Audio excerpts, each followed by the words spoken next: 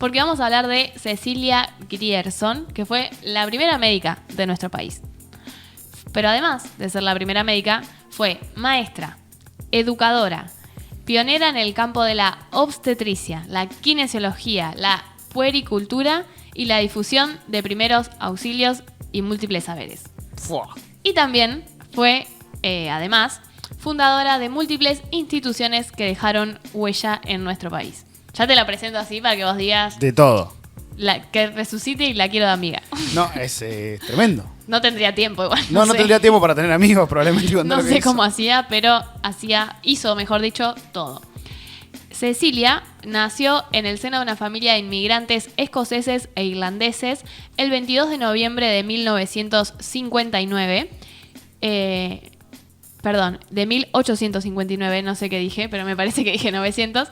Y disfrutó de una infancia agradable en los primeros años en Uruguay y más tarde en Entre Ríos, donde su padre tenía una estancia.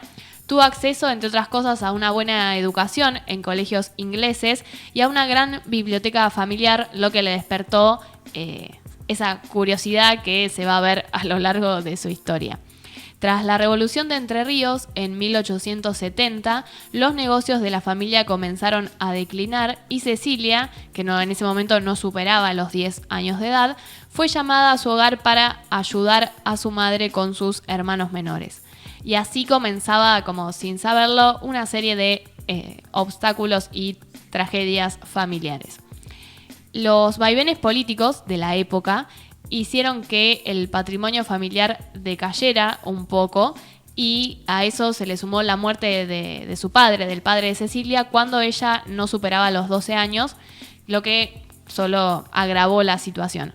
Entonces, media emprendedora, media inquieta, como dicen que era, con apenas 14 años, Cecilia ya se encargaba de la escuela rural que su madre debió abrir dentro del campo donde vivían para con eso mantener a toda la familia.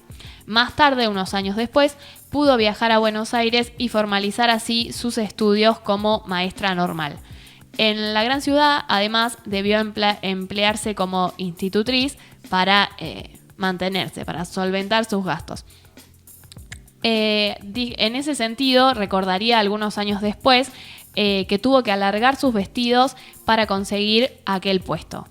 En una cita que dijo ella, pero que está escrita en un libro de Felipe Piña, dijo: en aquel entonces se juzgaba la edad y quizás el conocimiento por el largo de la pollera.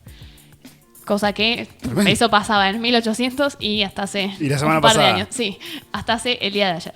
Se recibió de maestra en 1878 y obtuvo un cargo en la escuela mixta de la parroquia San Cristóbal. Y todo parecía indicar que su vocación estaba en la docencia, pero la vida puso nuevamente un cambio de destino porque una amiga, nosotros que decíamos, ¿tenía tiempo para tener amigas? Sí, una amiga se enfermó y Cecilia quiso encontrar el remedio para curarla de un trastorno respiratorio crónico. Entonces tomó la decisión, descabellada para la época, de estudiar medicina, una carrera por entonces exclusivamente para hombres. No había ningún antecedente en toda América Latina de una mujer que hubiera obtenido el título de médica. Algo que decías vos la otra vez de que muchas que son las primeras en Argentina también son las primeras o también fueron las primeras en América Latina. Y si bien no existía una prohibición explícita que impidiera la inscripción, porque esas trampas, viste, que nunca están como detalladas en un papel, pero están en algún lado, había sí una trampa reglamentaria, un requisito que era medio imposible de cumplir. Para anotarse en la carrera de medicina había que tener aprobado latín, pero esa materia se dictaba solo en el Colegio Nacional de Buenos Aires, que era una institución por entonces solo de varones. Entonces nadie te decía, no podés venir, pero si no tenés aprobado latín, no ingresabas. Una trampita legal. Claro, tal cual. Pero como con esa voluntad de hierro que dicen los historiadores que tenía, logró ser admitida en la carrera y se graduó el 2 de julio de 1889, convirtiéndose así en la primera médica de nuestro país. Sus acciones confirmarían su vocación de transformar aquella realidad en la que vivió, aunque no siempre, hay que contar todo, no siempre pudo vencer los prejuicios de la época y en ocasiones sus aspiraciones se estrellaron contra los cánones, podemos decir, impuestos por una sociedad que resistía el acceso de las mujeres a disciplinas reservadas hasta entonces para los hombres.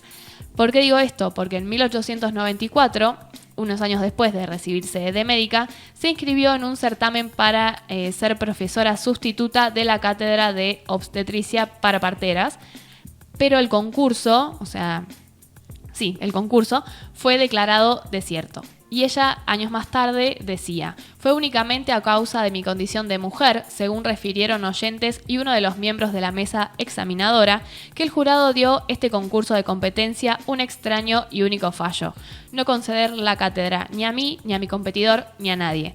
Las razones y los argumentos expuestos en esa ocasión llenarían un capítulo contra el feminismo. Eso lo dijo ella un par de años más tarde.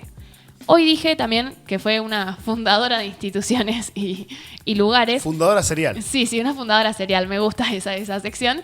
Porque en 1886 fundó la Escuela de Enfermeras y más tarde creó la Asociación Médica Argentina, la Sociedad Argentina de Primeros Auxilios y la Asociación Obstétrica Nacional de Parteras. Pero, como si todo eso ya no fuera un montón, fue vocal de la Comisión de Sordomudos, secretaria del Patronato de la Infancia, inspectora del asilo nocturno. Y en 1899 participó en Londres del Congreso Internacional de Mujeres, que también la eligió como vicepresidente. No se haría en el momento, pero un CV de 15 páginas. Sí, más o menos. Viste, dicen, resaltar lo importante, todo, acá todo, qué sé yo. De regreso al país, en 1900 ya, fundó el Consejo Nacional de Mujeres de la República Argentina y más tarde la Escuela Técnica del Hogar. Fundó también el Liceo Nacional de Señoritas y presidió el primer congreso de la Sociedad de Universitarias Argentinas, también formando parte del grupo fundador de la Sociedad Argentina de Biotipología, Eugenesia y Medicina Social. Así que se entregaba de lleno a las instituciones que pertenecía, pero no le temblaba el pulso a la hora de denunciar irregularidades, porque, por ejemplo, en un momento, en 1910, se desvinculó del Consejo de Mujeres, que ella misma había creado, con una fuerte crítica hacia la comisión directiva, porque, según decía, el Consejo se había convertido en un pequeño círculo lleno de personalismos y que la comisión directiva no obraba a favor de la sociedad, sino de su propio beneficio, por lo cual ella se abría, se hacía parte, o sea, creaba las cosas y si no les gustaba, las denunciaba. Chao. Cosa que me parece perfecto. En 1929 se retiró a la localidad de Los Cocos, en las sierras cordobesas, donde pasó sus últimos años de vida y murió en Buenos Aires el 10 de abril de 1934, después de, en pocos años, en sus años de vida, haber realizado 80.459.000 tareas y profesiones. Sí, y destacar que no es solamente pionera, sino además activista. Claro, tal cual. O sea, fue la primera pero también te fundaba las instituciones, te peleaba por los derechos, de todo. Fue primera en un montón de cosas porque ella las inventó directamente. Claro, o sea, cualquier cosa que, no sé, nombramos X grosa que participó de la asociación, bueno, lo fundó esta mujer.